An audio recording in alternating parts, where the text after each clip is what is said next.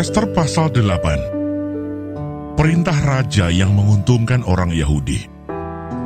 Pada hari itu juga Raja Ahasiweros mengaruniakan harta milik Haman, seteru orang Yahudi, kepada Ester sang ratu, dan Mordekai masuk menghadap raja. Karena Ester telah memberitahukan apa pertalian Mordekai dengan dia, maka raja mencabut cincin metera yang diambil daripada Haman, lalu diserahkannya kepada Mordekai. Dan Mordekai diangkat oleh Ester menjadi kuasa atas harta milik Haman. Kemudian Ester berkata lagi kepada raja sambil sujud pada kakinya dan menangis memohon karunia-Nya, supaya dibatalkannya maksud jahat Haman orang Agag itu, serta rancangan yang sudah dibuatnya terhadap orang Yahudi. Maka raja mengulurkan tokat emas kepada Ester, lalu bangkitlah Ester dan berdiri di hadapan raja serta sembahnya.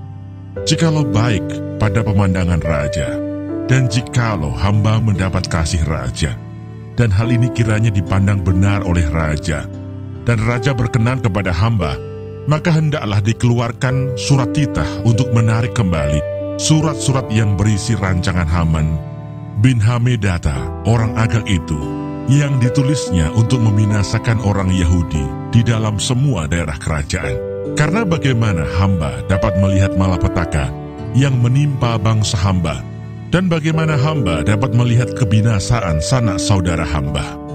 Maka jawab Raja Ahasiweros kepada Ester sang ratu, serta kepada Mordekai orang Yahudi itu, harta milik Haman telah kukaruniakan kepada Ester, dan Haman sendiri telah disulakan pada tiang, karena ia sudah mengacungkan tangannya kepada orang Yahudi.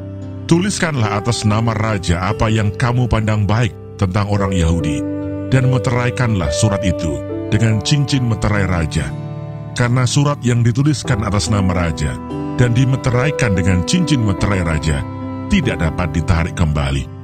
Pada waktu itu juga dipanggillah para panitera raja dalam bulan yang ketiga, yakni bulan Siwan, pada tanggal 23, dan sesuai dengan segala yang diperintahkan Mordekai, ditulislah surat kepada orang Yahudi dan kepada para wakil pemerintah, para bupati, dan para pembesar daerah dari India sampai ke Ethiopia, 127 daerah, kepada tiap-tiap daerah menurut tulisannya, dan kepada tiap-tiap bangsa menurut bahasanya, dan juga kepada orang Yahudi menurut tulisan dan bahasanya.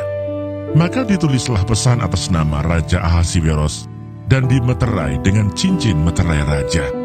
Lalu dengan perantaraan pesuruh-pesuruh cepat yang berkuda, yang mengendarai kuda kerajaan yang tangkas, yang diternakkan di pekudaan, dikirimkanlah surat-surat yang isinya, raja mengizinkan orang Yahudi di tiap-tiap kota untuk berkumpul dan mempertahankan nyawanya, serta memunahkan, membunuh, atau membinasakan segala tentara, bahkan anak-anak dan perempuan-perempuan dari bangsa dan daerah yang hendak menyerang mereka dan untuk merampas harta miliknya.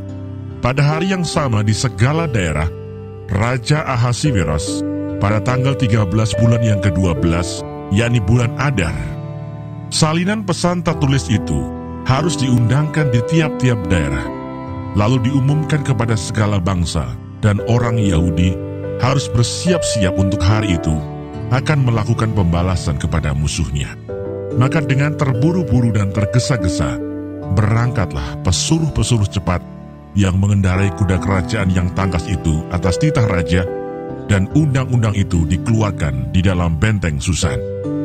Dan Mordekai keluar dari hadapan raja dengan memakai pakaian kerajaan daripada kain ungu tua dan kain lenan, dengan memakai tajuk emas yang mengagumkan, serta jubah daripada kain lenan halus dan kain ungu muda.